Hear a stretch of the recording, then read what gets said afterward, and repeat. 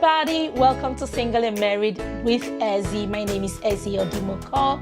I'm a mom and I love talking about relationships. Today, I'm going to share with you 6 mistakes to avoid in conflict.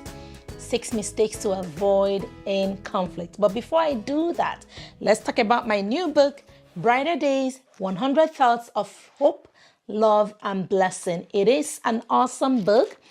It has 100 inspirational thoughts for you that you can use as a devotional.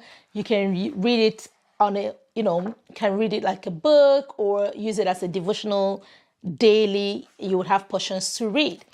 Awesome book. I recommend that you get one for yourself and for somebody close to you. All right, so today we're going to talk about 6 mistakes to avoid in conflict. Now, when it comes to relationships, when it comes to marriages, conflict will come. But the question is, how do you manage it? How do you reduce its reoccurrence? Today, we're going to look at things to avoid, mistakes to avoid, okay? So number 1, avoid calling each other names. All right? Avoid calling each other names when you argue or when you are in conflict. Why? Because you want to make sure that you don't demean your spouse, you don't demean your partner, and the things you say, even after the quarrel is over, it can be playing on your partner's mind. So though that is a no-no, you don't call them names, you don't say things that will belittle them and make them feel less of who they are, right? You want to absolutely avoid name calling. Avoid name calling so that you can find ways to resolve and get out of that conflict. The second thing that you must avoid is never hit your partner. Never, ever, ever, ever hit your partner, okay? Never lay your hands on your partner for whatever reason, no matter how upset you are, how angry you are, that is a no, all right? Number 3, the third thing I want you to avoid when in conflict is avoid shouting at your partner. Avoid shouting at your partner. Why? Because when you shout and anger is rising, things can escalate very easily and get out of hand, right? And become more difficult to find a solution or a resolution. So avoid shouting, avoid yelling, avoid angry bursts that terrify your partner. Now, the fourth thing I want you to avoid is bringing up the past. People tend to complain, when things happen, oh, he brings back what happened before, or she brings back what happened before. Leave the past in the past. Your partner will appreciate it when you leave the things that are past in the past. That way, you guys can both focus on the present, on the issue, focus on what it is creating the conflict, what it is the problem for the moment. Another thing that happens when you focus on the past is, think about it. It can make a person feel hopeless, feel like, I don't think there's any hope for me. I don't think I will ever become better because no matter what I do, my past is always brought up, right? And we don't want that. We want to give people hope, including our spouses. When in conflict, we want to give them hope to say, this can be better. I trust that you can do better next time. So avoid the past, leave the past where it belongs, bygone, be bygone, okay? And if there are issues, because sometimes there are issues that are not resolved, that yes, they might be in the past, but you're thinking this is not resolved. Yes, so if there are such things, it's best to bring them up, not at that moment with that specific problem that you're trying to resolve. Find a separate time unrelated to what is at hand, unrelated to the issue at hand. And you guys can bring up that issue from the past to say, this happened. What have we done, or what are we going to do to make sure it doesn't happen again? So yes, you can still deal with things in the past, but avoid bringing them in the midst of a new problem, because that doesn't make things better. It will only make things worse. Okay. Now, number 5, avoid making threats. Avoid making threats, right? I'm going to leave you. I'm going to divorce you.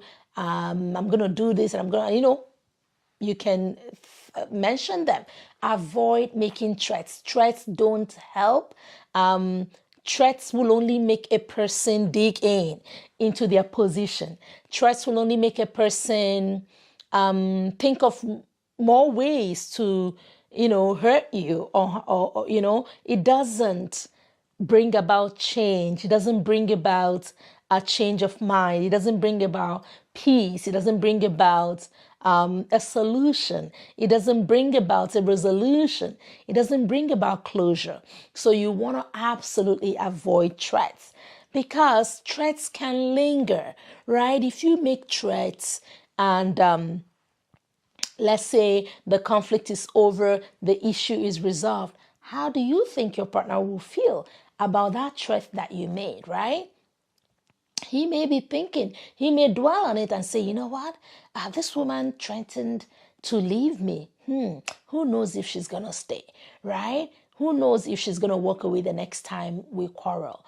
Or if it was the man who threatened, it could make a woman say, this man threatened to leave me. Who knows when he's going to leave, right? So you don't want those negative things to remain, to linger, to hang over your marriage, over your relationship. So absolutely avoid making threats. They are not good when in conflict, okay? And then the 6th point I'm going to give you for today is avoid blaming your partner, right? Humans, we always like to blame. Think of the story in the Garden of Eden, when Adam and Eve had eaten the forbidden fruit, and God came to them and said, Adam, what did you do? And Adam turned to Eve and said, God, it is the woman you gave me. And God came to the woman and said to the woman, Eve, what did you do? And Eve said, it's the serpent who tempted me. And God finally came to the serpent. And unfortunately, the serpent had nobody else to blame, right? So let's avoid blames, right? When in conflict, you're looking for, what can I learn from this? Okay, what happened? What set this off? What triggered this? What caused this? What escalated this? How can I de-escalate this? How can I not have this repeat, right? What can I learn? What can I take away from this? Avoid blame as much as, as appealing as it may look. To blame and to apportion blame and to point fingers and to say, you did this and this is the reason. That doesn't bring any resolution. That doesn't bring any solution. That doesn't help at all. So I would recommend that you totally avoid laying blames and avoid escalating. Instead, look for ways to make peace. Look for ways to de-escalate. Look for ways to open up that door for communication. Look for ways to say, I'm sorry, right? Look for ways to temper down and to tone down so that you guys can come to a point where you can sit down and discuss what happened and what needs not to happen next time. So I hope that these 6 mistakes to avoid will help you next time when dealing with conflict. You know what not to do next time. Feel free, if you want to join my mentorship class, I hold monthly marriage mentorship classes where I teach on various topics relating to marriage and relationship. We meet online once a month and it is absolutely free. We have people joining from every part of the country. So feel free, if you want to be part of that, if you think that could benefit you, you're most welcome. Follow the link, follow the information on the screen to be part of my mentorship class. Also, coming up in May, I will be doing episodes where I'm answering questions that you send. So if you have a relationship question, if you have a marriage question that you want me to tackle, feel free to send it to the email that you see on the screen. And who knows, your question may be taken and answers provided. And so till next time, is goodbye and God bless from Single and Married with Ezzy. Bye-bye.